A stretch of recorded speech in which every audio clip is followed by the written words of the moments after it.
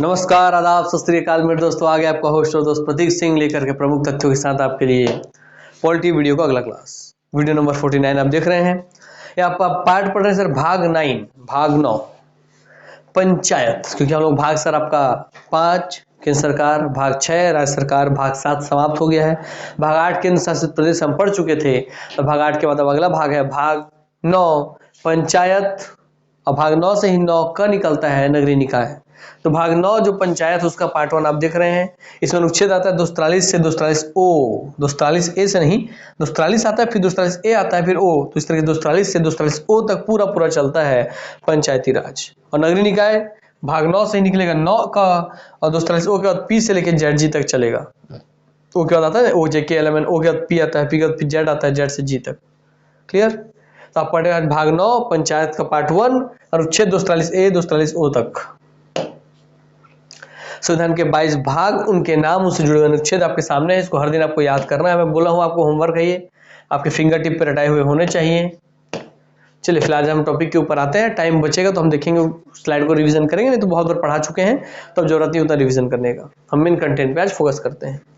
पंचायती राज, ग्राम पंचायत है ना, ग्राम पंचायत सर, ग्राम पंचायत, जनपद पंचायत, जिला पंचायत, जनरली आप त्रिस्तरीय संरचना देखते हैं, है ना। बागलाल सबको पढ़ते चलिए शांति से। ग्राम पंचायत, ग्राम पंचायत भाग 9 में व्यवस्थित की गई है। तो संविधान का जो भाग 9 है उसमें ग्राम पंचायत को ही व्यवस्थित की गई है। ग्राम पंचायत प्राचीन काल से लेकर वर्तमान तक भारतीय व्यवस्था में प्रचलित रही है। और ग्राम पंचायत कोई नई इकाई तो है नहीं, बहुत पुराने समय से हमारे भारत की संस्कृति में चलती आ रही है, रमती आ रही है। 1882 में सर्वप्रथम भारत में मद्रास राज्य में प्रथम नगर निगम की स्थापना की गई। लॉर्ड रिपन को भारतीय पंचायती व्यवस्था का जनक कहा जाता है। तो किनको?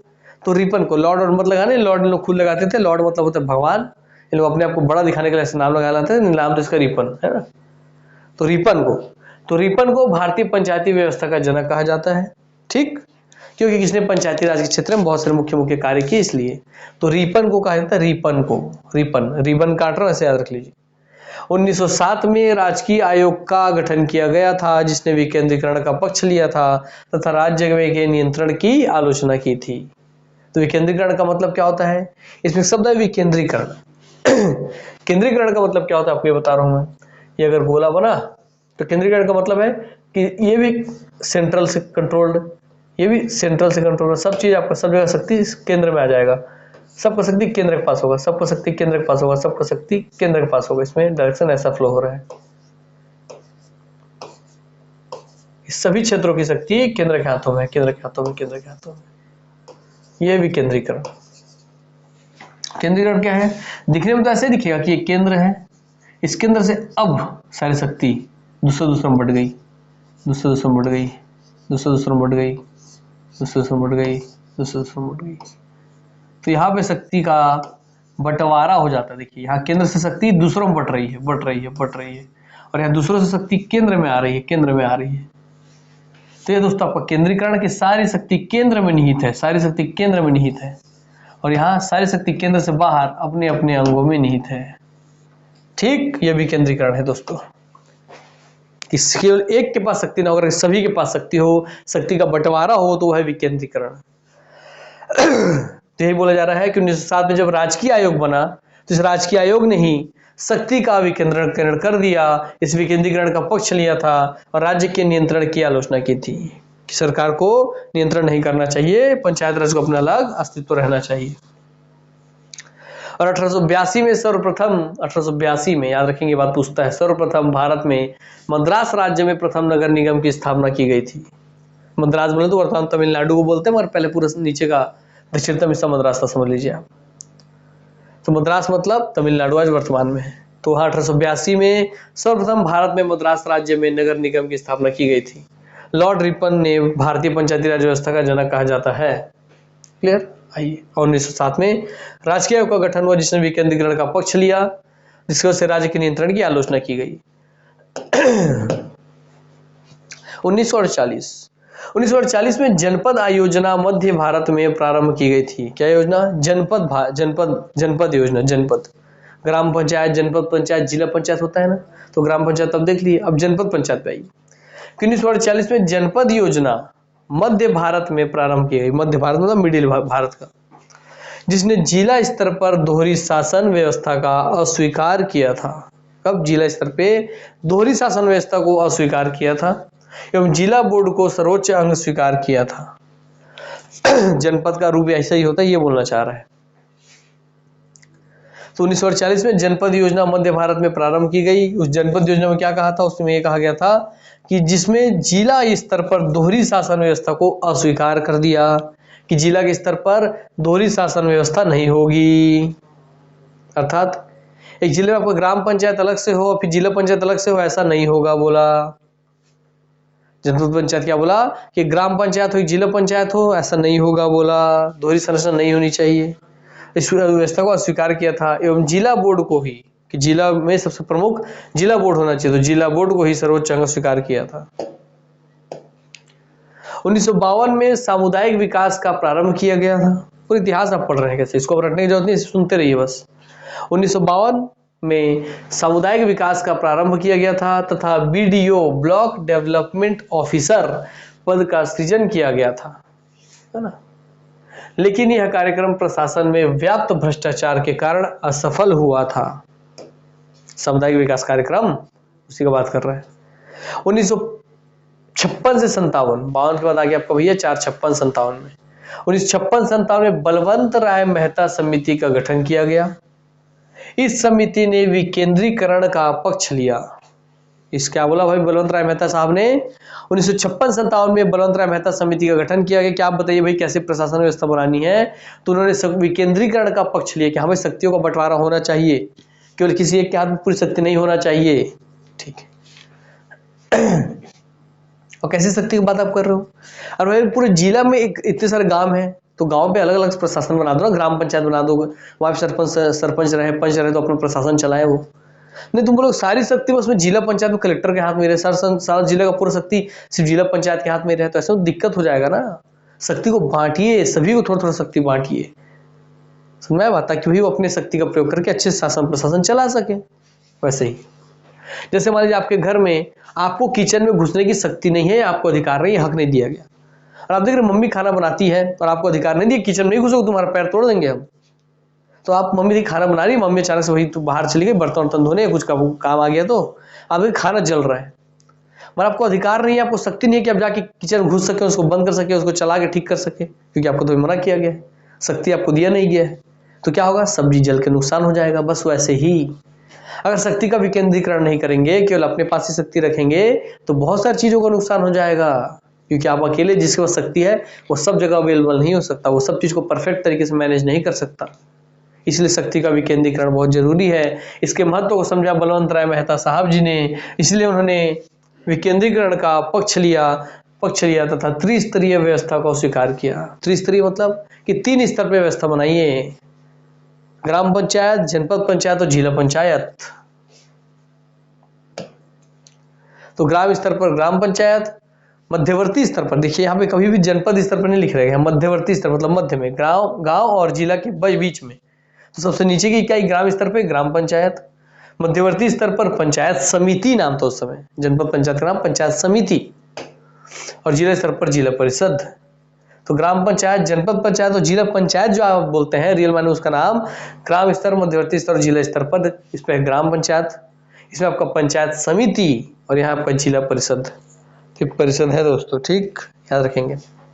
तो ये तीनों नाम बार बार देता है ना कि बलवंत राय मेहता जी ने कितनी स्तरीय व्यवस्था का स्वीकार किया, तो आप बोलेंगे त्रिस्तरीय व्यवस्था। इनका नाम ही जोड़ के हमेशा बार बार पूछता है, इनका ईयर भी पूछता है 1956-57, इनका नाम भी पूछता है, और इनका त्रिस्तरीय व्यवस्था को स्वीकार किया ये पूछता है कि त्रिस्तरीय संरचना किन्होंने सिफारिश की, तो बोलेंगे बलवंत राय मेहता साहब ने।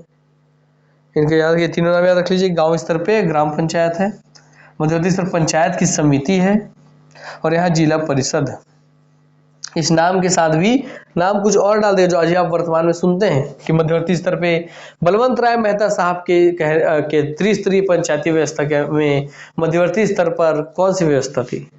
ग्राम पंचायत, जनपद पंचायत, जिला पंचायत, पंचायत समिति दे देगा। अब आप बीच में जनपद पंचायत आप सोचते हैं जनपद पंचायत मारेंगे, गलत हो जाएगा। इसलिए यहाँ पे शब्दों पे भी ध्यान दीजिएगा। यहाँ ग्राम पंचायत ही है, यहाँ पंचायत समिति है और यहाँ जिला परिषद ही है, जिला पंचायत नहीं। ठीक, इसलिए शब्दों का बहुत बड़ा मतलब है, ऐसे घुमा देते हैं। भारत में स्थानीय शासन का जनक किसे कहा जाता है? रिपन को कहा जाता है। रिपन को बी। स्थानीय शासन का जनक रिपन को कहा जाता है। लोकतांत्रिक विकेंद्रीकरण का सुझाव दिया गया महात्मा गांधी द्वारा, विनोबा भावे द्वारा, जयप्रकाश नारायण द्वारा, बलवंत राय मेहता द्वारा। आंसर बहुत स्पष्ट है, बलवंत राय मेहता साहब जी ने कहा था, त्रिस्तरीय पंचायती राज व्यवस्था दी थी और उन्होंने सत्ता का विकेंद्रीकरण का बात किया था, लोकतांत्रिक विकेंद्रीकरण का सुझाव दिया था। तो बलवंत राय मेहता साहब जी।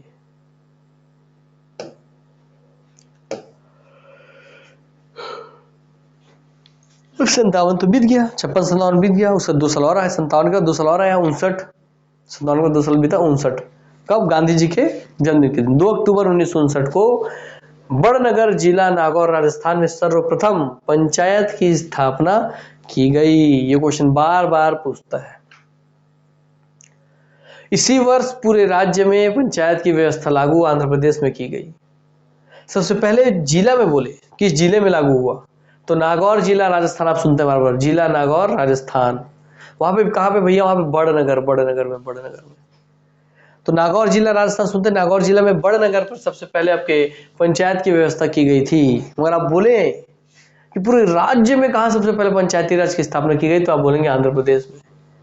केवल एक जिला स्तर पे बोले तो नागौर जिला राजस्थान, बड़नगर नागौर जिला राजस्थान, एक जिला स्तर पे। मगर पूरे राज्य में कहां पे पंचायती राज पहले स्थापना की गई? तो आंध्र प्रदेश। तो 59 का बात है को बड़नगर जिला नागौर राजस्थान में सर्वप्रथम पंचायत की स्थापना की गई और इसी वर्ष 1959 में ही पूरे राज्य में पंचायत की व्यवस्था लागू आंध्र प्रदेश में की गई। तो दोनों क्वेश्चन में कंफ्यूजन होता है। जब जिला स्तर का बात करें तो नागौर जिला राजस्थान याद रखिएगा, बड़नगर, और जब राज्य का बात करें तो आंध्र प्रदेश याद रखना है। की पॉइंट्स बता रहा हूँ, बस ध्यान रखिएगा। अब बलवंत राय मेहता के बाद फिर एक समिति बनी, कौन? अशोक मेहता समिति। ठीक है, बलवंत राय मेहता जी के बाद अशोक मेहता जी आ गई। उनका 56 से 57 था, इनके 77 से 78 है, समझ लीजिए वो 10 साल बाद, 57 से 20 साल बाद, 57 20 77। हाँ, तो उसके 20 साल बाद बलवंत राय मेहता जी के 20 साल बाद 77 से 78 में अशोक मेहता समिति आई। और अशोक मेहता समिति ने द्विस्तरीय व्यवस्था की वकालत की। बार पूछता है, जैसे बलवंत राय मेहता साहब जी ने त्रिस्तरीय की से वकालत की थी, वैसे ही अशोक मेहता समिति 1978 से 78 में आई और इसने द्विस्तरीय व्यवस्था की बात की। किसकी? द्विस्तरीय, जिसमें गांव स्तर को समाप्त कर केवल खंड या ब्लॉक व जिला, अर्थात इन्होंने क्या बोला कि आपका 3 स्तर था, ग्राम, मध्य वाला स्तर और आपका जिला स्तर। इन्होंने बोला कि ग्राम स्तर को समाप्त कर दीजिए, केवल मध्य वाला स्तर को और जिला वाले स्तर पे ही रखिए। द्विस्तरीय, 2 स्तर है इसलिए 2 स्तरीय व्यवस्था की वकालत की, जिसमें गांव स्तर को समाप्त करने के लिए बात इन्होंने कहा और केवल खंड यानी कि ब्लॉक, जो मध्य स्तर है, केवल खंड यानी कि ब्लॉक व जिला, इनकी वकालत की। साथ ही उस समिति ने राज्य सरकारों पर निर्भरता की आलोचना की कि राज्य सरकार पर निर्भर नहीं होना चाहिए, ये आपके ब्लॉक और ये जिला, इन दोनों को आपके राज्य सरकार के नियंत्रण से बाहर होना चाहिए, ये खुद से इनको अपना शासन प्रशासन चलाना चाहिए, राज्य सरकार पर इनको निर्भर नहीं रहना चाहिए। तो इन्होंने राज्य सरकारों पर निर्भरता की आलोचना की। और इस समिति ने कहा कि पंचायतों को कर लगाने का अधिकार दिया जाना चाहिए, कि पंचायत भी अपनी जरूरत के अनुसार, जो उनको समझ में आ रहा है जिस क्षेत्र में, वहां वो खुद कर लगा सके, उस कर का वसूली कर सके, उस कर के पैसे को वसूल के उससे अपने स्तर पे काम करवा सके। ये बात इन्होंने सिफारिश की। तो कर वाला बात भी बोलता है कि पंचायतों को कर लगाने का अधिकार देने की बात किन्होंने की थी।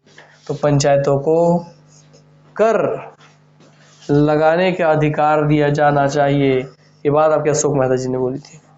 इन पंचायतों में चुनाव के दौरान राजनीतिक दलों की खुलकर भागीदारी होनी चाहिए और पंचायतों के चुनाव में भी राजनीतिक पार्टियों की खुलकर भागीदारी होनी चाहिए, ताकि क्योंकि वहां भी कंपटीशन बढ़ेगा तो अच्छे से अच्छा आदमी चुन करके आएगा और आदमी को डर रहेगा कि यार इतने सारे लोग हैं तो मैं थोड़ा अच्छा काम कर सकूं। क्लियर? चलिए, मजूमदार समिति, एनसी मजूमदार समिति।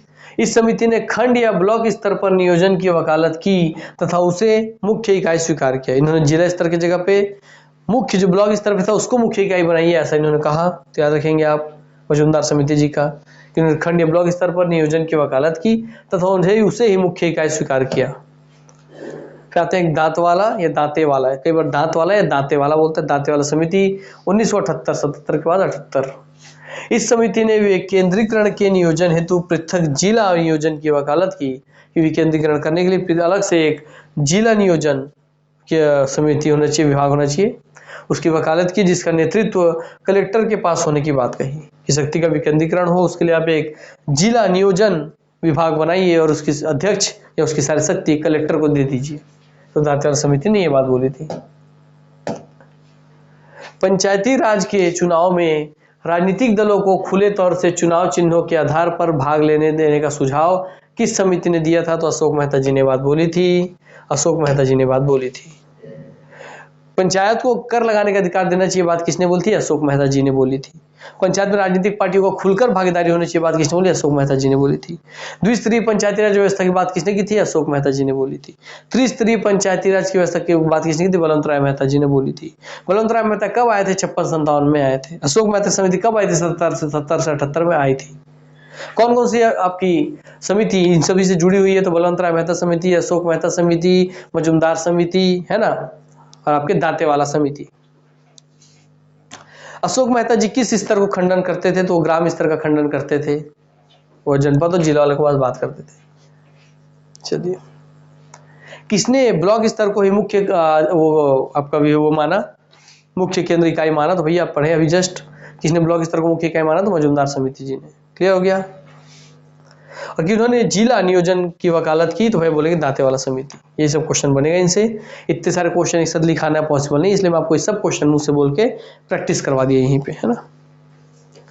और स्थानीय स्वशासन के जनक रिपन कहलाते हैं, याद रखेंगे, 1882 वाला। पहला जिला कौन सा था? जिले स्तर पर लागू होने वाला आपका स्थानीय शासन बड़नगर, नागौर जिला, राजस्थान। पूरे राज्य में लागू होने वाला पहला राज्य कौन सा था स्थानीय शासन? आंध्र प्रदेश, 2 अक्टूबर 1959।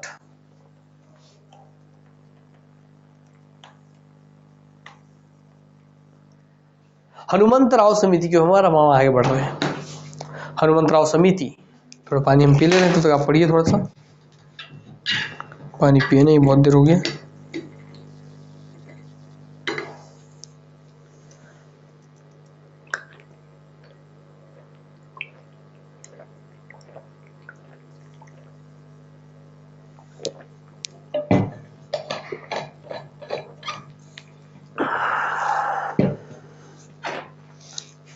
चलिए भैया, हनुमंतराव समिति 1984। इस समिति ने दांतेवाला समिति का समर्थन किया। और दांतेवाला समिति ने क्या बोला था भाई? बात क्या बोली है अभी? जस्ट आप पीछे पढ़े हैं। दांतेवाला समिति ने क्या बात बोली है? पढ़िए, दांतेवाला ने क्या बात बोली है कि विकेंद्रीकरण के नियोजन हेतु पृथक जिला नियोजन की वकालत की, जिसमें नेतृत्व कलेक्टर के पास होने की बात की। तो जिला नियोजन वाली बात की थी, और इसी का समर्थन किन्होंने किया? इसका समर्थन किया हनुमंतराव समिति ने। इस समिति ने दांतेवाला समिति का समर्थन किया। जी.वी. के राव समिति, तो जी.वी. के राव, जी.वी. के राव, वी के राव, वी फॉर विवेक वाला। तो जी.वी. के राव समिति 1958 से 1986। इस समिति ने नियमित चुनाव होने की वकालत की तथा कलेक्टर के ऊपर जिला विकास आयुक्त पद को सृजन की वकालत की। अर्थात इन्होंने कलेक्टर के ऊपर भी एक पद का सृजन कर दीजिए बोले। उस पद का नाम था जिला विकास आयुक्त पद। इस पद के सृजन की वकालत की। समिति ने जिले को मूल इकाई के रूप में स्वीकार करने की वकालत की। तो जी.वी. के राव समिति जो थी, उन्होंने क्या क्या बात बोला? इस समिति ने नियमित चुनाव होने की वकालत की। तो ये बार बार पूछता है कि पंचायतों में या आपके स्थानीय स्वशासन में नियमित चुनाव होनी चाहिए, इसकी वकालत किसने की? तो बोलेंगे नियमित चुनाव होने की वकालत की हनुमंतराव के वी के राव समिति ने, जी.वी. के राव समिति ने। तो कलेक्टर के ऊपर जिला विकास आयुक्त पद, जिला विकास आयुक्त पद को सृजन करने की वकालत किसने की? जिला विकास आयुक्त का पद बनाने की वकालत तो बोलेंगे वी के राव समिति। इस समिति ने जिले को ही मूल इकाई माना था। तो वी के राव समिति ने जिले को ही मूल इकाई के रूप में स्वीकार किया था। क्लियर? यस। अतः सिंघवी समिति, अब आगे बात आपका सिंघवी समिति 1986। यह समिति राजीव गांधी जी के द्वारा गठित की गई थी जो 8 सदस्यीय समिति थी, इस समिति का विषय था revitalisation of Panchayati Raj institutions for democracy and development. तो पूरा लाइन ही आपसे पूछ सकता है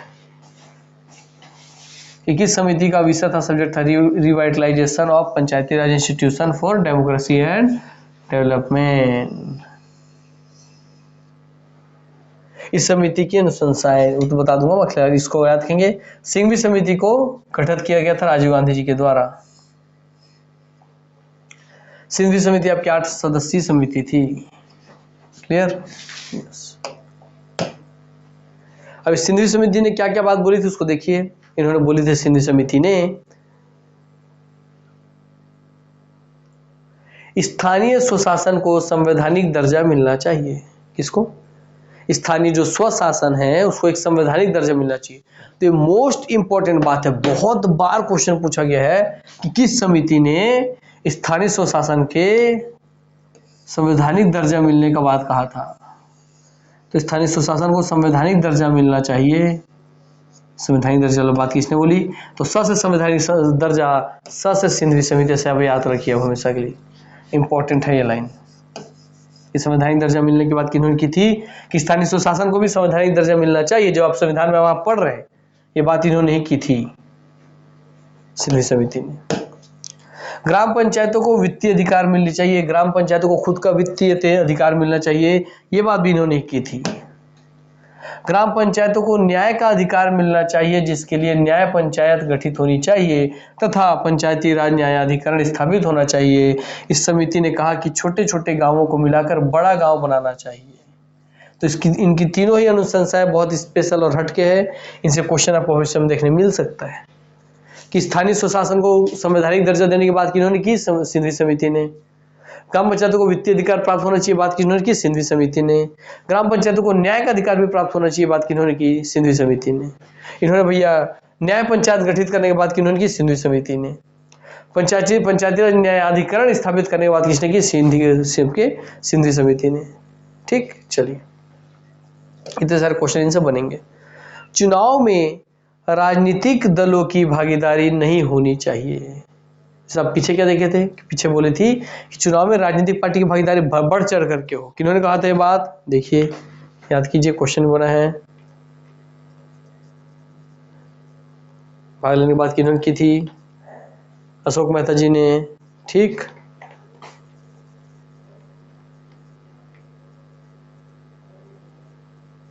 कि राजनीतिक दलों की भागीदारी खुलकर होनी चाहिए, ये बात किन्होंने की? अशोक मेहता जी ने की। मगर इनका विरोध के उल्टा बोला, इनका अपोजिट किन्होंने कहा? इनके उल्टा बोला आपने सिंघवी ने कि चुनाव में राजनीतिक दलों की भागीदारी नहीं होनी चाहिए। उन्होंने क्यों बोला कि भाई कंपटीशन ज्यादा होगा, बड़े बड़े राजनीतिक दल के लोग इसमें सम्मिलित होंगे, तो भाई लोग इतना समय से, देखिए बलवंत राय मेहता, अशोक मेहता जी ने क्या सोच के बोला था? अशोक राय मेहता जी ने ये सोच के बोला था, है ना, कि भाई राजनीतिक पार्टी की भागीदारी बढ़ चढ़ करके हो। उनको ये लगा कि भाई जो बड़ी बड़ी राजनीतिक पार्टियां हैं इनको इतने समय से प्रशासन चलाने का अधिकार अनुभव है, एक्सपीरियंस है, तो जब भी बढ़ चढ़ के भागीदारी लेंगे पंचायती चुनाव में तो अच्छा शासन प्रशासन चलाएंगे अपने अनुभव के आधार पर। और इन्होंने मना क्यों किया सिंघवी समिति ने? इन्होंने ये कहा कि वो इतने समय लंबे समय शासन चला रहे तो अच्छा चलाएंगे, नहीं चलाएंगे तो बात की बात है, मगर भैया उसका गलत फायदा उठाना तुमको आ चुका है ना, कि सिस्टम में कहाँ से हमको क्या क्या हम छेड़खानी कर सकते हैं। तो सिस्टम के साथ छेड़ना भी वो सीख गए हैं। जब कोई नया आदमी जनता द्वारा चुन करके आएगा जिसको आइडिया ना रहे तो सोचेगा अच्छा काम करके शुरू में दिखाऊं क्योंकि उसको छेड़खानी करना भी नहीं आया होगा सिस्टम से। इसलिए उन्होंने चुनाव में राजनीतिक दलों की भागीदारी नहीं होनी चाहिए, बात बोली सिंघवी समिति ने। क्लियर? वी.एन. गाडगिल समिति 1988, ये सब याद रख लीजिए, पूरा चार्ट बना लीजिएगा, इसके मुख्य मुख्य बिंदु का टेबल बना लीजिएगा, आप याद रखिए, है ना। तत्कालीन सरकार ने इस समिति को पंचायत राज संस्थाओं को प्रभावकारी बनाने के लिए सुझाव देने का कार्य सौंपा गया। क्या हो रहा है? वी.एन. गाडगिल समिति 1988 क्या बोल रहा है कि तत्कालीन सरकार ने इस समिति को पंचायत राज संस्थाओं को प्रभावकारी बनाने के लिए सुझाव देने का कार्य सौंपा था। तो वह मतलब बोलने का मतलब कि वी.एन. गाडगिल समिति की स्थापना क्यों की गई थी? तो वी.एन. गाडगिल समिति की स्थापना इसीलिए की गई थी कि पंचायती राज जो संस्थाएं हैं उनको प्रभावकारी बनाने के लिए सुझाव दे कि कैसे हम पंचायती राज व्यवस्था जो है उसके जो विभाग है, उसके जो आपके संस्थाएं हैं पंचायती राज से जुड़े हुए, उन संस्थाओं को हम ज़्यादा प्रभावशील बना सके, ज़्यादा प्रभावकारी बना सके। तो पंचायती राज संस्थाओं को ज़्यादा प्रभावशाली, ज़्यादा प्रभावकारी बनाने के लिए ही इसमें बात किया गया। क्लियर? चलिए, भूरिया समिति, भूरिया समिति 1995। 73वें संविधान संशोधन अधिनियम 1992 के अंतर्गत पंचायत राज संबंधी प्रावधानों के लिए श्री दिलीप सिंह भूरिया की अध्यक्षता में भूरिया समिति गठित की गई। क्या? भूरिया समिति 1995 में 73वें संविधान संशोधन अधिनियम 1992 के अंतर्गत पंचायत राज संबंधी प्रावधानों के लिए, क्योंकि अब 73वां संविधान संशोधन 1992 करके पंचायती राज को जोड़ दिया गया भारत की अनुसूचियों में, है ना, याद रखेंगे। ठीक, भारत की अनुसूची में 12 अनुसूची होते हैं, तो 12 अनुसूची में सबका 11वीं अनुसूची में जोड़ा गया पंचायती राज, 11वीं में जोड़ा गया पंचायती राज, 12वीं में जोड़ा गया नगरीय निकाय। तो जो 11वीं अनुसूची में जुड़ी पंचायती राज 73वें संविधान संशोधन 1992 से, उसी को ऊपर भैया अब हम जोड़ तो दिए संविधान में, और उसको अच्छे से संचालन के लिए पंचायत राज संबंधी प्रावधानों के लिए श्री दिलीप सिंह भूरिया की अध्यक्षता में भूरिया समिति गठित की गई।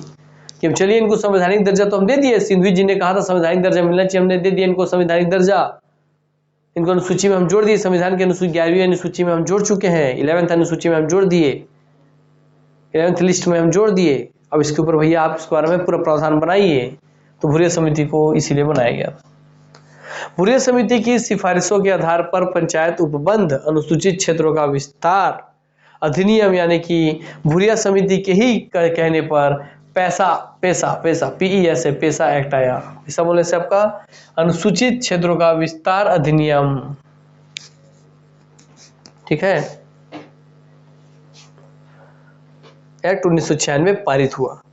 तो भूरिया समिति के कहने पे ही पैसा एक्ट 1996 पारित हुआ। भारत में पैसा एक्ट 10 राज्यों में लागू है, छत्तीसगढ़ में लागू है, मध्य प्रदेश में लागू है, झारखंड में लागू है, उड़ीसा में, महाराष्ट्र में, गुजरात में, राजस्थान में, हिमाचल प्रदेश में, आंध्र प्रदेश में और तेलंगाना में। इन 10 राज्यों में पैसा एक्ट लागू है भैया। ठीक, इसकी सिफारिश भी भूरिया समिति ने की थी। क्लियर हो गई बात? यस। तो 10 राज्यों के नाम ध्यान रख लीजिए। हिस्सा तो भैया हमारा छत्तीसगढ़ ही है, तो ये हमारा भारत बनाते हैं, भारत बनाने समझ में आ जाएगा। तो आपको चित्र से बना, कभी भी जो नाम है से राज्यों जो इसको चित्र बना के याद रखिए।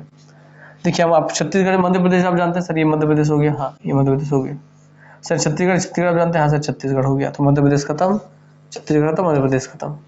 छत्तीसगढ़ से इधर आपका जुड़ा हुआ है भैया झारखंड, झारखंड आप जानते हैं सर, झारखंड खत्म। नीचे उड़ीसा, पूरा उड़ीसा सर, उड़ीसा आपका खत्म।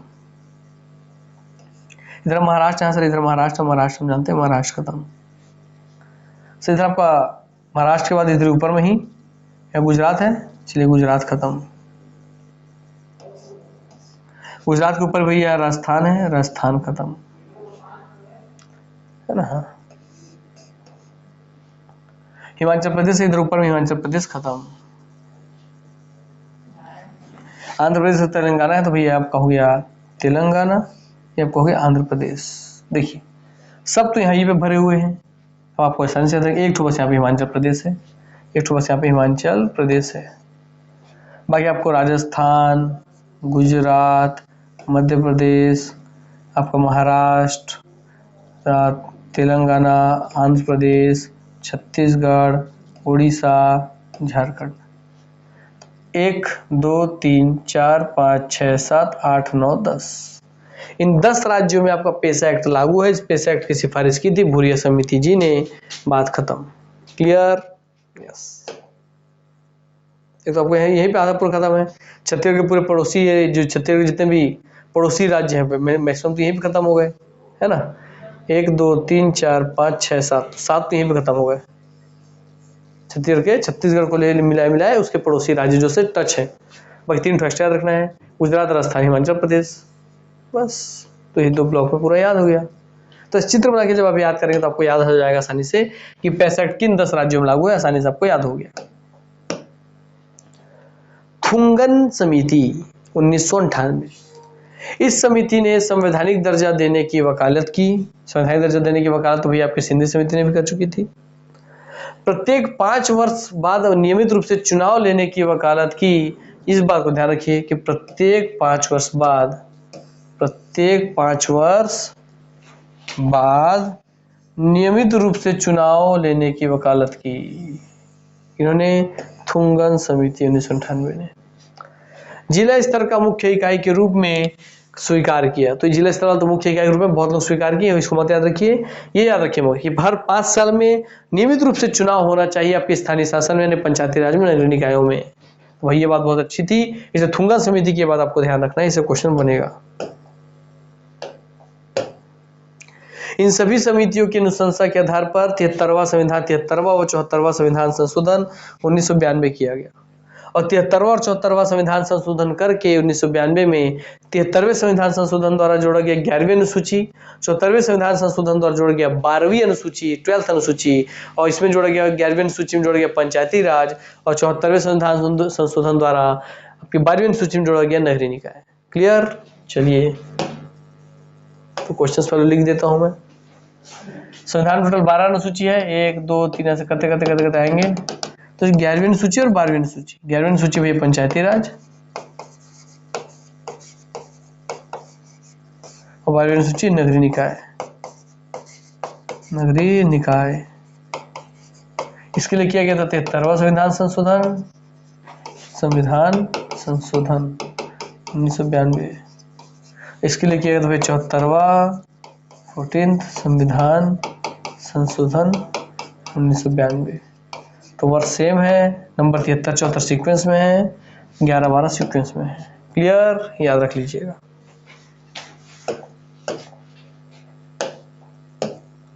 जिस समिति ने सिफारिश की थी कि पंचायती राज संस्थाओं को संवैधानिक रूप से मान्यता दी जानी चाहिए थी, वह थी वरंतराय मेहता, अशोक मेहता, जीवीके राव मेहता, सिंधी समिति। तो आंसर आपको पहले से पता है कि जहां भी संवैधानिक दर्जे का बात करेगा सबसे संवैधानिक सबसे सिंधी समिति, और उनके साथ साथ ही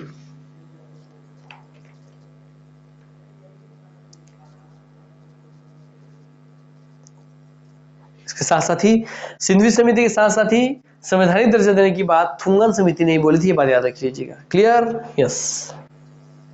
मगर थुंगन समिति की विशेष बात आपको क्या याद रखना है कि हर प्रत्येक 5 वर्ष में नियमित रूप से चुनाव कराने की बात थुंगन समिति ने बोली थी। भुरिया का बात याद रखना है, स्पेशल पेशा एक्ट को भुरिया के लिए याद रखना है। ठीक, दिलीप सिंह भुरिया जी थे, इसकी अध्यक्षता दिलीप सिंह भुरिया जी ने की थी। हो गया?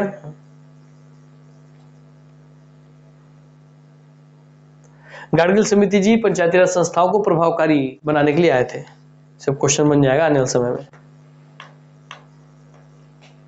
किस समिति की सिफारिशों के आधार पर पंचायत उपबंध अनुसूचित क्षेत्रों का विस्तार अधिनियम पेशा एक्ट 1996 पारित हुआ?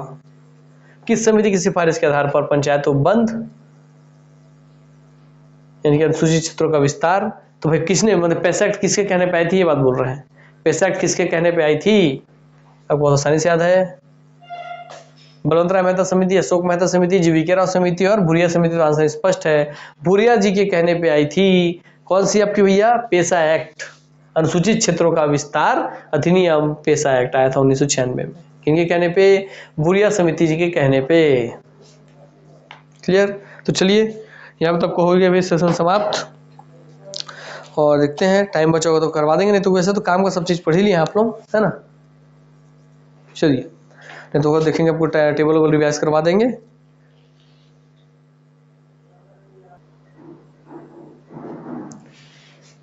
है ना। चलिए, यही मैं देख रहा था कि भाई आपको आज का क्लास का कंटेंट तो आप पढ़ ही चुके हैं। आज आज अनुसूची में आज 11वीं अनुसूची 12वीं अनुसूची आप पढ़े हैं, तो एक काम करते हैं, आज हम आपका पूरा 12 अनुसूची को रिवाइज कर लेते हैं। ठीक, आइए आज हम पूरी 12वीं अनुसूची को रिवाइज कर लेते हैं, ताकि अपनी पूरी 12वीं अनुसूची आपको कंठस्थ रहे, और उन 12 अनुसूची की मदद से कभी कोई अनुसूची वाला क्वेश्चन आए तो आपको कोई दिक्कत ना हो। 12 लिस्ट है भाई हमारे संविधान में, 22 भाग है, 12 अनुसूची है, तो उन 12 अनुसूची के ऊपर हम चर्चा करेंगे आज। 12 अनुसूची में सबका पहले तो हमको इन की पॉइंट्स पता रहे, है ना। कोशिश करेंगे इन 12 अनुसूचियों को भैया हम आज लिखे, उसके बाद हम इसको यही क्लास में याद भी कर ले, मौखिक रूप से कोई दिक्कत ना रहे। पहले तो आप लिखिए साथ साथ में। सबसे पहले अनुसूची है क्या? सबसे पहले अनुसूची क्या होगी? अरे भाई कोई भी अनुसूची तब चालू होगी जब हमारा देश का होगा। देश क्या है? देश अपने आप में एक निश्चित भूखंड क्षेत्र है। सबसे पहले अनुसूची है संघ राज्य और उसका क्षेत्र, संघ राज्य और उसका क्षेत्र। का क्षेत्र, क्योंकि जब तो कोई देश का क्षेत्र नहीं हो, कोई देश बनेगा नहीं, देश बनेगा नहीं तो संविधान बनेगा नहीं, संविधान बनेगा नहीं तो भैया क्या मतलब, संविधान पढ़ क्यों रहे हो? तो सबसे पहले तो क्षेत्र ही होना चाहिए। तो आसर संघ राज्य उसका क्षेत्र पहले अनुसूची में वही है। अब उस क्षेत्र में भैया आपको पूरा शासन प्रशासन चलाना है, शासन प्रशासन चलवाना है ना। तो आप लोगों को बुलाओगे कैसे? बताइए, आप अगर कंपनी खड़ा कर रहे हो तो लोग आपकी कंपनी में काम करने आएंगे क्यों?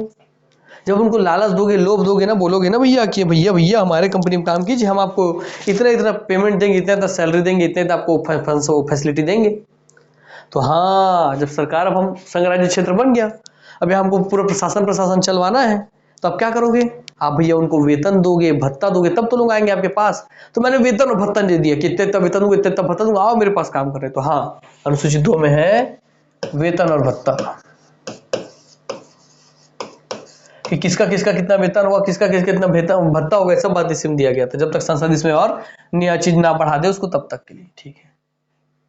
अब सबके सब आ गए कि अरे अरे इतना इतना वेतन मिलेगा, इतना इतना भत्ता मिलेगा, चलो चलो भैया दौड़ो दौड़ो, चलो चलो हम लोग भी चलते हैं, नौकरी करेंगे और इतना इतना वेतन भत्ता पाएंगे। मैं राष्ट्रपति की नौकरी करूंगा, मैं प्रधानमंत्री की नौकरी करूंगा, इतना इतना पेमेंट पाऊंगा, इतना इतना सैलरी पाऊंगा, मैं कलेक्टर बनूंगा, मैं IAS, मैं IPS।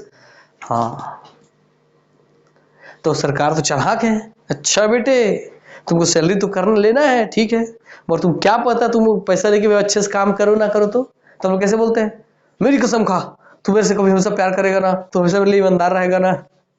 तो बस सरकार भी ऐसे बोली, चलो मेरे कसम खाओ, तुम ईमानदारी से काम करोगे, कसम खाओ विद्या का, कसम खाओ इसका। बस वैसे ही अनुसूची 3 में आ जाएगा, शपथ दिलवाने लग गया, शपथ एवं प्रतिज्ञान, ठीक है।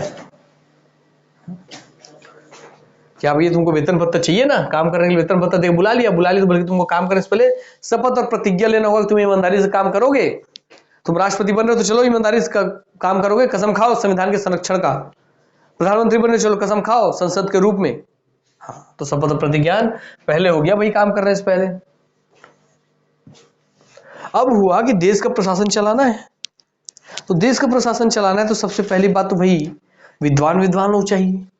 और अब बताइए, संसद में सबसे विद्वान लोग कहाँ बैठते हैं? सबसे विद्वान लोग सर बैठते हैं राज्यसभा में। मगर राज्यसभा में बैठते तो हैं, मगर सीट तो लिमिटेड है, तो किसको किसको बैठाएं? अच्छा, तो हर राज्य के लोगों को बैठाना भी जरूरी है। जिस राज्य में जितनी बड़ी जनसंख्या, वहां के उतने ज्यादा लोग होने चाहिए वहां पे। तो भैया क्या करते हैं, सारे देश के विद्वानों को इकट्ठा करके एक जगह में बैठाते हैं, एक हॉल में, जिसको हम राज्यसभा नाम दे देते हैं। और वहां पे हर राज्य की जनसंख्या के अनुपात में वहां हम हर राज्य के कुछ कुछ सीट फिक्स कर देते हैं कि भाई सबसे बड़ा जनसंख्या यूपी का है तो वहां का 10 सीट फिक्स, उससे कम भैया महाराष्ट्र का है तो उसका 7 सीट फिक्स। हाँ, तो आप क्या कर रहे हैं, राज्यसभा में सीटों का आवंटन कर रहे हैं। तो इसलिए कौन सा हो जाएगा, राज्यसभा में सीटों का आवंटन, सीटों का आवंटन, ठीक। अब ये बन गए, ये तो बन गए।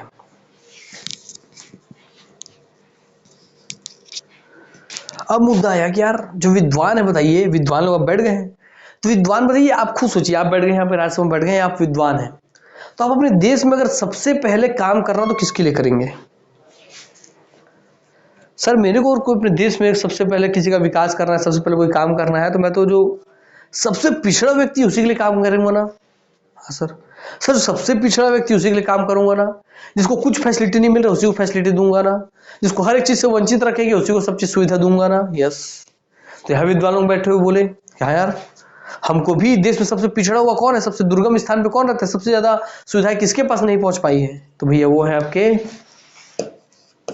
एसटी, वो है आपके एसटी माने शेड्यूल्ड ट्राइब्स, माने आदिवासी। क्योंकि आदिवासी माने प्रारंभ से वास कर रहे हैं जंगलों में और उनके तक कोई सुविधा नहीं पहुंच पाई, उनको कोई ध्यान नहीं दिया, उनको ना पढ़ाने में ध्यान दिया, ना लिखाने में, ना उनको सुविधा दी, ना सुविधा फैसिलिटी दी गई। तो चलिए हम उनके विकास के लिए सबसे पहले काम करेंगे। तो एसटी एसटी 2 जगह सर, अनुसूची 5 में भी एसटी, अनुसूची 6 में एसटी। क्यों? क्योंकि इसमें एसटी आते हैं पूरे संपूर्ण भारत के, तो संपूर्ण भारत के एसटीओ के लिए विकास कार्य करेंगे हम, संपूर्ण भारत के एसटी, संपूर्ण भारत। और अनुसूची 6 में आता है एसटी AMTM, असम, मेघालय, त्रिपुरा, मिजोरम, असम, मेघालय, त्रिपुरा, मिजोरम, इन क्षेत्रों के एसटीओ को अलग से रखा गया है। क्यों अलग से रखा गया? अरे सर, ये असम, मेघालय, त्रिपुरा, मिजोरम तो सर पूर्वोत्तर भारत के हैं, और वहाँ की स्थिति तो और दुर्गम परिस्थिति है, और बड़े बड़े पर्वत, पहाड़, गुफा सुफा, इस तरीके से वहाँ तो और सुविधा नहीं पहुंच पाई आज तक। वहाँ पूर्वोत्तर भारत में सुविधा नहीं है। जैसे ट्रेन वेन का जाल अपने मैदानी भारत में है, अपने मध्य भारत में, मुख्य भारत भूमि में है, उतनी ट्रेन वेन की फैसिलिटी, हर एक चीज की फैसिलिटी है क्या पूर्वोत्तर भारत में? नहीं है। तो उनके लिए अलग से प्रावधान करना होगा ना, इसलिए वहाँ के एसटीओ के लिए अलग से अनुसूची डाला गया। क्लियर? हाँ सर। अब मगर बोले कि यार ठीक है, मगर संपूर्ण भारत के एसटीओ के लिए विकास कार्य करना है, असम, मेघालय, त्रिपुरा, मिजोरम के एसटी के लिए विकास कार्य करना है, तो सरकार लड़ने लग गई कि केंद्र सरकार बोली कि नहीं मैं इनके विकास के लिए काम करूंगी, राज्य सरकार बोली नहीं मैं इनके विकास के लिए काम करूंगी। तो यहाँ तो सब विद्वान लोग बैठे थे राज्यसभा में, चौथी अनुसूची में राज्यसभा में सीटों का आवंटन करके बैठे थे। ये बोले ओ भैया सुनो सुनो सुनो, काहे लड़ रहे हो यार? क्योंकि यहाँ बोले ना असम, मेघालय, त्रिपुरा, मिजोरम के क्या बोले मुख्यमंत्री लोग कि मेरे क्षेत्र के मुख्यमंत्री, मेरे क्षेत्र के आदिवासी, मैं इनके विकास के लिए काम करूंगा। और सेंट्रल बोला, केंद्र सरकार नहीं, मेरे पूरे देश मेरा है, पूरे देश की जिम्मेदारी मेरी, मैं इनके लिए विकास कार्य करूंगा।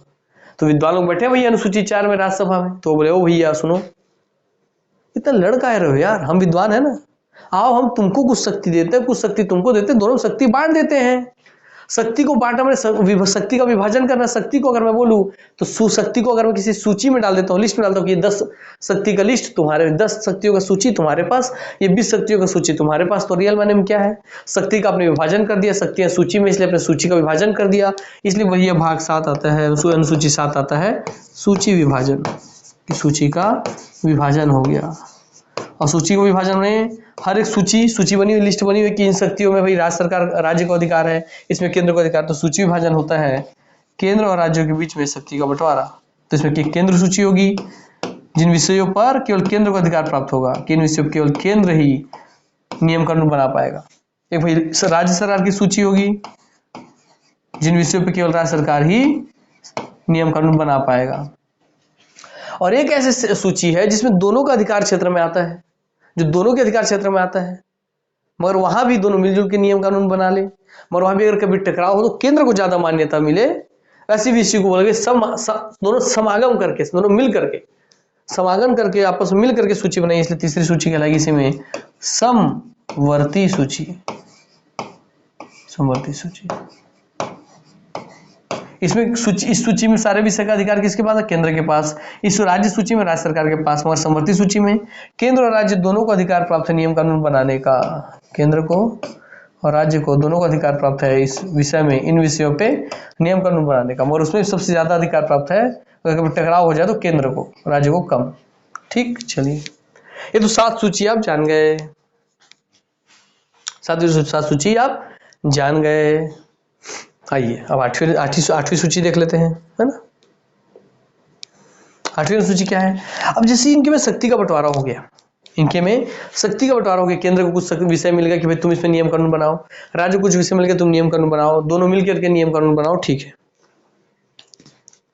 अब जब नियम कानून बना के बड़ा चाव में गया कि हम जा रहे हैं एसटीओ के लिए हम काम करेंगे, उनके विकास के लिए हम काम करेंगे, जब वहां जाके देखे तो भाई इनका लैंग्वेज ही अलग, इनकी बोली अलग, इनकी भाषा अलग। अब दोनों को सर्च करा के केंद्र सरकार, राज्य सरकार कहे अरे यार हम तो उनकी बोली भाषा लैंग्वेज जानते ही नहीं है, हमको सबसे पहले इनकी बोली भाषा सीखनी, तब तो हम इनका बात करके इनके समस्या समझेंगे, इनके कार्य करेंगे। यस, बात तो सही है, दम तो है तुम्हारे बातों में भैया, है ना। हाँ, बातों में तुम्हारे दम तो है, बताओ क्या करना है अब। तो सबसे पहले भैया तुम क्या करो कि 8वीं सूची में डाल दो, तुम इनकी भाषा सीखो, भाषा।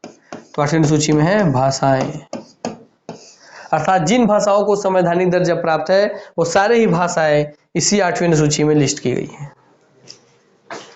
क्लियर? यस। अब ये सब तो हो गया यहाँ तक इनके काम के लिए। अब इनकी भाषा भी सीख ली, अब इनके विकास के लिए पूरी कहानी के माध्यम से याद करवा रहा हूँ। अब इनकी भाषा सीख ली, अब काम इनके लिए करने गए तो बोले भाई बताओ तुम्हारा सबसे बड़ा दिक्कत क्या है। जब इनकी भाषा पूछे हमारे एसटीओ से हमारे आदिवासी उससे पूछे कि भाई बताओ तुम्हारी सबसे बड़ी समस्या क्या है? तो बोले मालिक सबसे बड़ी समस्या है भूख, खाने के लिए अनाज नहीं है मालिक, 2 वक्त की रोटी नहीं मिलती मालिक, बताइए हम क्या करें मालिक, बताइए बताइए। तो 2 वक्त की रोटी नहीं मिलती तो ये सोचे भाई अधिकारी लोग सब बैठे हैं, अधिकारी लोग यार रोटी कहाँ से आता है? रोटी खेत से आता है। खेत क्या है? खेत जमीन है, अर्थात खेत क्या? खेत भूमि है। तो भूमि से इनको रोटी क्यों नहीं मिल? जब सबको रोटी मिल, इनको रोटी क्यों नहीं मिल रही? अरे क्योंकि सारी भूमि पे तो कब्जे करके बैठे हैं जमींदार वमींदार लोग, राजा वाजा लोग। ओ हो, मतलब सबसे पहले हमको भूमि की व्यवस्था में सुधार करना होगा। तो चलो हम भूमि की व्यवस्था में सुधार करने के लिए आंदोलन चलाते हैं। सरकार ने सोचा ताकि इन सबको भूमि मिले और सब खेती किसान कर सके, इसलिए 9वीं अनुसूची आ जाएगी आपकी, भूमि सुधार आंदोलन। भूमि में सुधार करो तो भूमि सुधार आंदोलन।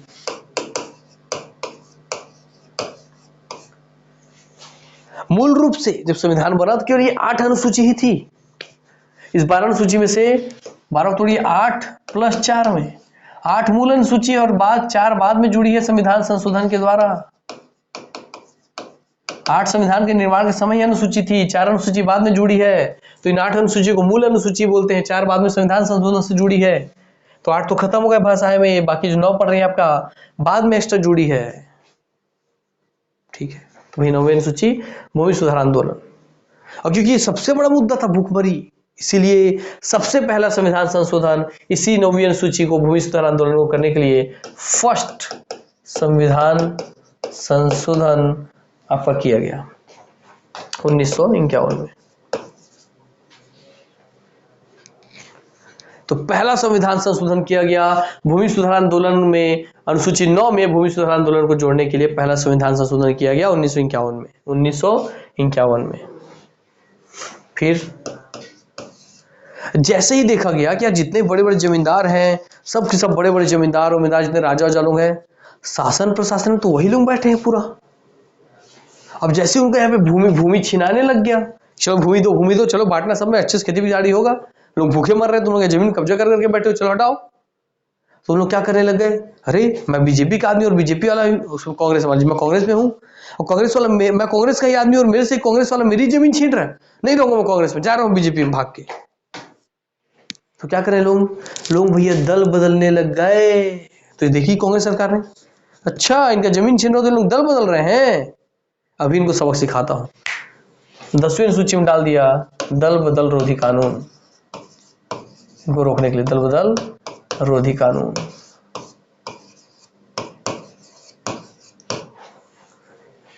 क्लियर हो गया? हाँ सर। और इसी आपका पहला संविधान संशोधन 1951 है, तो 51 के बाद इधर क्या आएगा? 51 इंग्लिश हिंदी में आता है सर 52वां, 51 में आता है 52, तो 52वां संविधान संशोधन 1985 में जोड़ा गया क्या? दल बदल कानून। ठीक, तो इस 51 से याद रखेंगे 52, फर्स्ट पहला संविधान संशोधन 1951 से जुड़े 52वां संविधान संशोधन 1985, 10वीं अनुसूची जोड़ी गई दल बदल कानून की। एक टोटल 12 होती है, हम 10वीं तक पहुंच गए।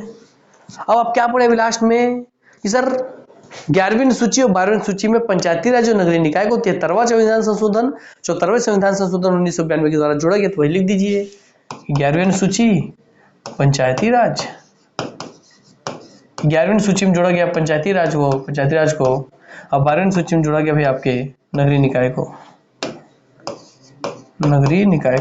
नगर निकाय वाला हाँ।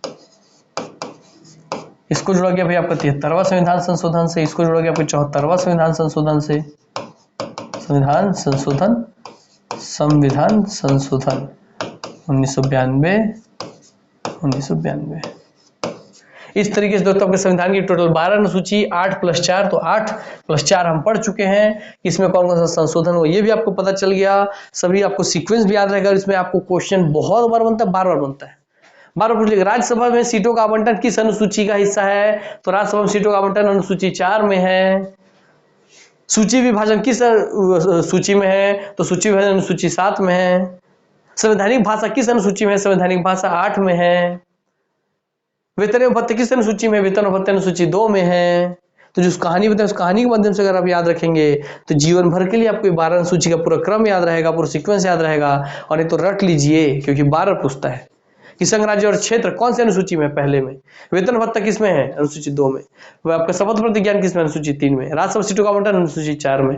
आपका एसटी संपूर्ण भारत 5 में, एसटी एएमटीएम 6 में, सूची विभाजन 7 में, भाषाएं 8 में, भूमि सुधार आंदोलन 9 में, दल बदल कानून आपका 10 में, आपका पंचायती राज 11 में, नगरीय निकाय 12 में। सब पूछ लेता है। ये जो भाषाएं, इन्हीं भाषाओं वाले में दोस्तों आपका कौन है? संवैधानिक भाषा का दर्जा जिसको प्राप्त होता है। अब बहुत बार सुनेंगे कि छत्तीसगढ़ अपने छत्तीसगढ़ी लैंग्वेज को संवैधानिक भाषा का दर्जा दिलवाना चाहता है, मतलब संविधान उसको दर्जा दिलवाना चाहता है। क्यों? क्या फायदा होगा अगर छत्तीसगढ़ हमारी इसी 8वीं अनुसूची में, संविधान की 8वीं अनुसूची में हमारे छत्तीसगढ़ को सम्मिलित कर दिया जाए, तो इससे हमारे छत्तीसगढ़ को क्या फायदा होगा? इससे फायदा ये होता है, इसलिए सब लोग इसमें सम्मिलित करने के पीछे पड़े रहते हैं कि जिसको भी संविधान की 8वीं अनुसूची की भाषा में जगह प्राप्त हो जाता है, फिर उस भाषा के तरक्की के लिए, विकास के लिए, उसके संरक्षण के लिए, उसके संवर्धन के लिए केंद्र सरकार फंडिंग देती है, उसका प्रमोशन करती है, उसका प्रचार करती है, उसका संरक्षण करती है, संवर्धन करती है। इसीलिए इसमें सब सम्मिलित करना चाहते हैं।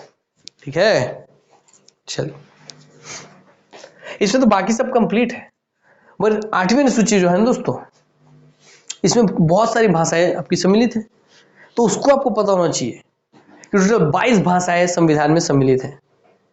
क्या कितनी भाषाएं? 22 भाषाएं, जिसमें से 14 भाषाएं शुरुआत में जुड़ गई थी और बाकी की 8 भाषाएं बाद में जुड़ी हैं। तो संविधान में 22 भाषाओं को संवैधानिक भाषा का दर्जा प्राप्त है। जब संविधान बना तब केवल 14 भाषाएं थी, बाद में 8 भाषाओं को और अलग से जोड़ा गया। तो संविधान निर्माण के समय केवल 14 मूल भाषाओं को संवैधानिक भाषा का दर्जा प्राप्त था, बाद में 8 भाषाएं और अलग से जोड़ी गई थी। और इसी 8 भाषा में भी जो सबसे पहली भाषा जोड़ी गई थी वो थी आपकी दोस्तों गुजरात की, है ना, गुजराती। ये सब क्वेश्चन बनता है, तो ये सब तो आप पढ़ लीजिए, देखते हैं टाइम होगा तो फिर मैं 8वीं सूची का आज इन 22 भाषाओं का भी आपको लिस्ट बनवा के पूरा लिस्ट लिखवा देता हूं, ताकि आपको ध्यान रहे और आपको दिक्कत डाउट ना हो। क्लियर? आइए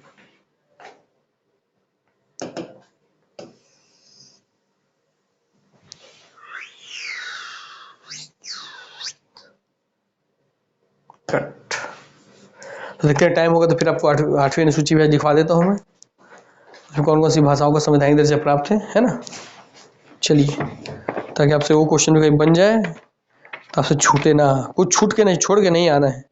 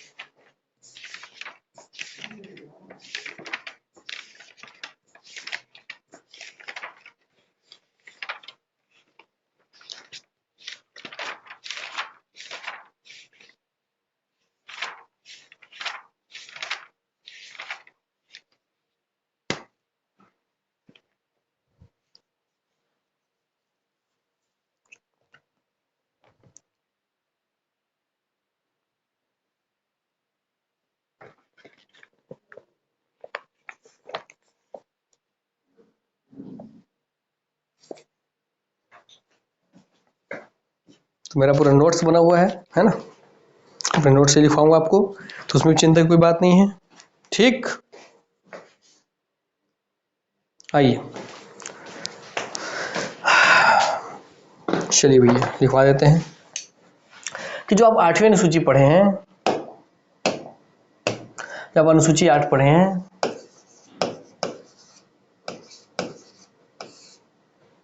अनुसूची 8, ठीक,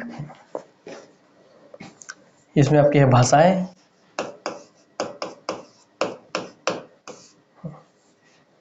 तो आपको पहले एक चीज याद करके रख लीजिए कि इस 8वीं अनुसूची में जो अंग्रेजी है, अंग्रेजी जो आप देखते हैं कि सुप्रीम कोर्ट, हाई कोर्ट सब इंग्लिश का प्रयोग करते हैं, बड़े बड़े कार्यालयों में इंग्लिश का प्रयोग होता है, इस 8वीं अनुसूची में कहीं भी अंग्रेजी को भाषा का दर्जा नहीं दिया गया है। ठीक, ये क्वेश्चन बनता है, इसलिए याद रखिए, नहीं है कहीं भी। तो देखिए सर, इसमें भाषाओं में क्या था सर, इसमें टोटल 22 भाषाएं हैं वर्तमान में, जिसमें से 14 भाषाएं मूल रूप से जुड़ी हुई थी शुरुआत में, और बाकी की 8 भाषाएं बाद में जोड़ी गई है। ये 8 भाषाओं को जोड़ने का क्रम, पहले एक भाषा जुड़ा, फिर 3 भाषाएं जुड़ी, फिर 4 भाषा जुड़ी, तो 1 3 4 4 8 इस तरीके से जुड़ के पूरा 8 भाषाएं हुई हैं। क्लियर हो गई बातें? यस। अब ये 1 3 और 4 का आपको क्रम देखना है कि पहली एक भाषा कौन सी जुड़ी, फिर 3 भाषाएं, फिर आपकी 4 भाषाएं। तो लिखते चलिए, जो पहली भाषा जुड़ी एक करके हम जो बता रहे हैं, है ना, यहां से लिखता हूं 1 3 और 4, चलिए हो जाएगा 1। उस एक भाषा में जो पहली भाषा थी वो थी दोस्तों आपकी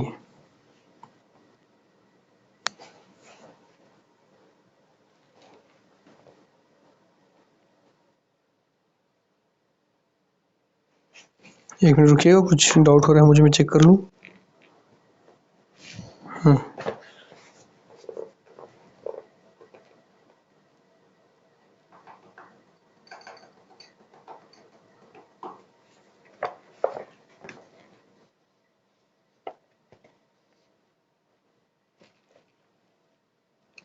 चलिए, तो पहली भाषा लिख लीजिए भैया, होती है आपकी सिंधी।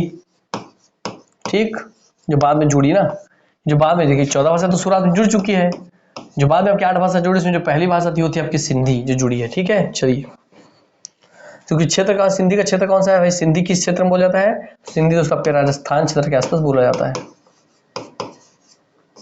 ठीक, और ऐसे तो जुड़ेगा नहीं क्योंकि सब बाद में बात संविधान निर्माण के बाद जुड़ रही हैं। तो संविधान निर्माण के बाद कोई भी चीज जुड़ती तो क्या होता है, संविधान में संशोधन करना पड़ता है। तो संविधान में संशोधन करना पड़ा है सिंधी भाषा को जोड़ने के लिए, जो कि राजस्थान क्षेत्र के आसपास बोली जाती है। इसके लिए संविधान संशोधन किया गया है आपका 21वां संविधान संशोधन 1969। क्लियर हो गई बातें? ठीक, तो 21वें संविधान संशोधन 1969 के द्वारा सिंधी जो कि राजस्थान क्षेत्र के आसपास की बोली है, इसको जोड़ा गया है अनुसूची 8 के भाषाओं में। अब एक भाषा वाला काम खत्म, आते हैं बाकी 3 भाषाओं में। 3 भाषा वालों में 1 2 और 3। इसमें भी आपका मणिपुरी,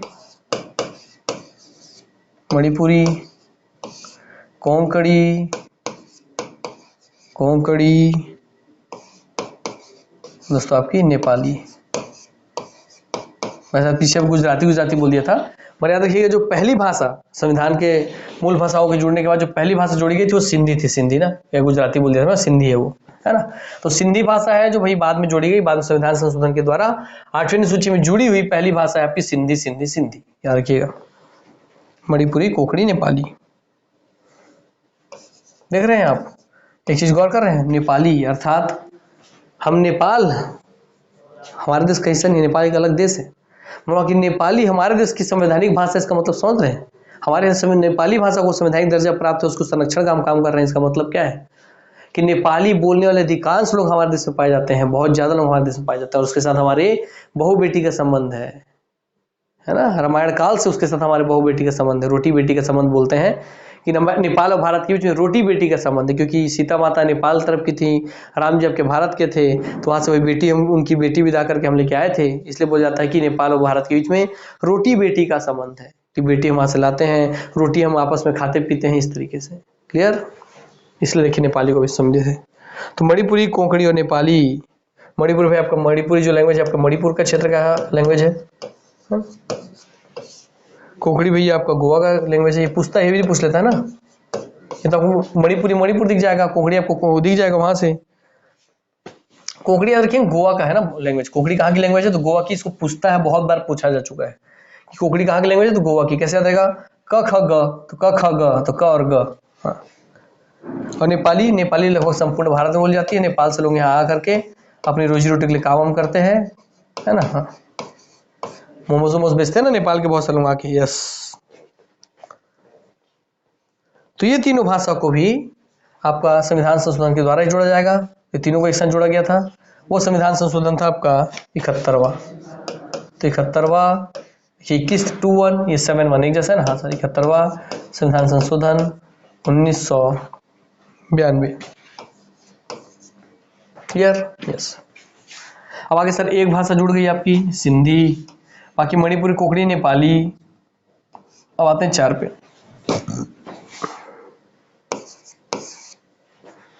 1 2 3 और 4।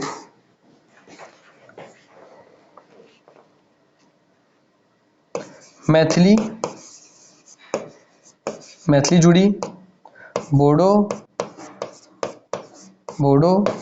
डोंगरी और संथाली। तो मैथिली, बोडो, डोंगरी, संथाली। ठीक है, चलिए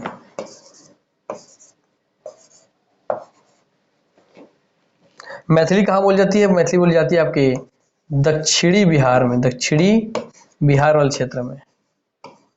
दक्षिणी बिहार मतलब मान लीजिए अगर बिहार है तो बिहार के ऊपर कैसे उत्तरी बिहार, नीचे से दक्षिणी बिहार, तो दक्षिणी बिहार बोली जाती है आपकी मैथिली। क्लियर हो गई बात है? यस, तो मैथिली दक्षिणी बिहार में बोली जाती है।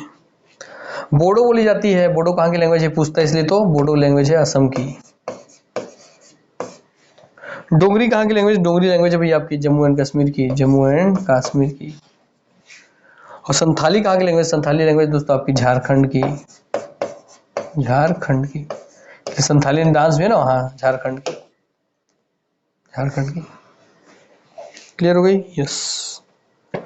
और ये भी चारों लैंग्वेज जो है इनको भी संविधान संशोधन के द्वारा ही जोड़ा जाएगा। तो यहाँ पे देखिए 2191 और 2171 को जोड़ दीजिए, कितना हो जाएगा भाई? 7 और 2 9 और 1 और 1 2, अर्थात 21 और 71 जो आप जोड़ते हैं तो होता है 92। इसको दोनों जोड़िए, 21 को जोड़िए 71 को जोड़िए तो हो जाएगा 92। तो 92वां संविधान संशोधन, 92 वही है ना भाई? यहाँ से 92 ले सकते हैं यहाँ पे, आपका 2003। तो 92वें संविधान संशोधन करके 2003 में जोड़ा गया था इन 4 लैंग्वेजेस को। इस तरीके से 14 लैंग्वेज और बाकी की बात के 8 लैंग्वेज, 14 और 8 22 लैंग्वेज आपके जुड़ गए, जिसमें बाद के 8 लैंग्वेज को बार बार पूछता है कि वो 8 लैंग्वेज कौन कौन से हैं। क्लियर? तो 8 लैंग्वेज आपके सामने स्पष्ट रूप से मैं लिख दिया हूँ। वो किस किस संविधान संशोधन से जुड़े वो भी लिख दिया हूँ। उसमें सबसे पहली लैंग्वेज कौन सी जुड़ी? सिंधी जुड़ी है ना, जो कि राजस्थान क्षेत्र की बोली है। मणिपुर की है, कोंकणी यहाँ से कोंकणी गोवा की है, नेपाली तो आप बता देंगे। मैथिली दक्षिणी बिहार की है, बोडो असम की है, डोगरी जम्मू कश्मीर की है, संथाली झारखंड की है। इनसे ही क्वेश्चन ज्यादा पूछता है क्योंकि आदमी भूल जाता है। गोवा कोंकणी, आपका दक्षिणी बिहार में मैथिली, असम का बोडो, झारखंड जम्मू डोंगरी, झारखंड का संथाली। इन लैंग्वेज से क्वेश्चन ज्यादा पूछता है कि संथाली कहाँ की लैंग्वेज है, डोंगरी कहाँ की लैंग्वेज है, बोडो कहाँ की लैंग्वेज है, मैथिली कहाँ की लैंग्वेज है, कोंकणी कहाँ की लैंग्वेज है। बाकी तो सिंधी विंधी आप बता लेंगे राजस्थान की। क्लियर? तो दोस्तों यहाँ बाकी 8 लैंग्वेज आपको पता चल गया। इसलिए याद रखिए, यहाँ पे लिखिए पहली लैंग्वेज सिंधी तो एस। तीसरी में क्या जुड़ा आपका? मकोने मतलब मकान, ऐसा मैं लिखता हूँ। तीसरा का हिंट है मकान, ना आपको याद रहेगा मकान। तो म से मणिपुरी, का से कोंकणी, ना से नेपाली है। ठीक है। और दोस्तों आपका चौथा 4 लैंग्वेज जुड़ा है, इसको देखिए बोडोस, तो MBDS, तो इसका लैंग्वेज हिंट रख लीजिए MBBS करते हैं ना, MBBS, तो MBBS को बी ना करके MBDS कर लीजिए आप। MBBS की नहीं, MBDS। तो मैथिली, बोडो, डोंगरी, संथाली। और यह मकोनी, तो मणिपुरी, कोंकणी, नेपाली। तो पहले का लैंग्वेज है सिंधी का S, मकोने MBDS, मैथिली, बोडो, डोंगरी, संथाली। इस हिंट से आपको याद भी रहेंगे जो 8 लैंग्वेज जुड़े हैं। सिंधी, मणिपुरी, कोंकणी, नेपाली, मैथिली, बोडो, डोंगरी, संथाली, बात खत्म। तो आपको ये पता चल गया दोस्तों। चलिए कुछ हिंट मैं आपको लिखवा दूं।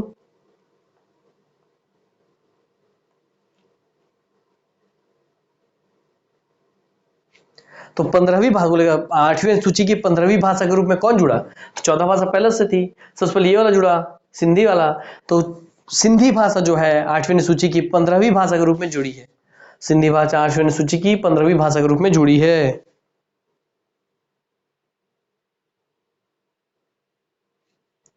चलिए कुछ और चीज लिख लीजिए कि राजभाषा का दर्जा किसको प्राप्त है? हमारे यहाँ राजभाषा का दर्जा प्राप्त है हिंदी को। ठीक है। और आपके उपराजभाषा अगर बोल दे, उपराजभाषा का दर्जा किसको प्राप्त है? राजभाषा के स्थान में जो प्रयोग हो सके वो है, तब आएगा अंग्रेजी। याद रखेंगे इन पूरे 22 लैंग्वेज में कहीं भी आपका अंग्रेजी नहीं है ना। तो 8वीं अनुसूची में अंग्रेजी नहीं आता, यहाँ नोट करके लिख दे रहा हूं, अंग्रेजी इसको ऊपर राजभाषा का दर्जा प्राप्त है। 8वीं अनुसूची में कहीं मेंशन नहीं है, तो अंग्रेजी 8वीं अनुसूची में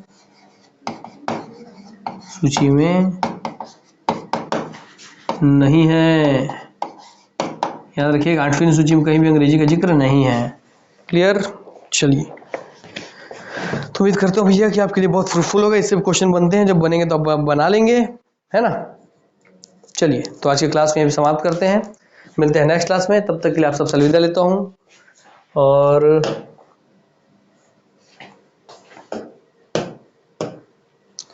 तो हमेशा हंसते रहिए, खेलते रहिए, खिलखिलाते रहिए, निरोग रहिए, स्वस्थ रहिए, तंदुरुस्त रहिए। यही मेरी दुआ है आप सबके लिए। मिलेंगे नेक्स्ट क्लास में, तब तक के लिए नमस्कार, जय हिंद, जय भारत, जय छत्तीसगढ़, वंदे मातरम। धन्यवाद।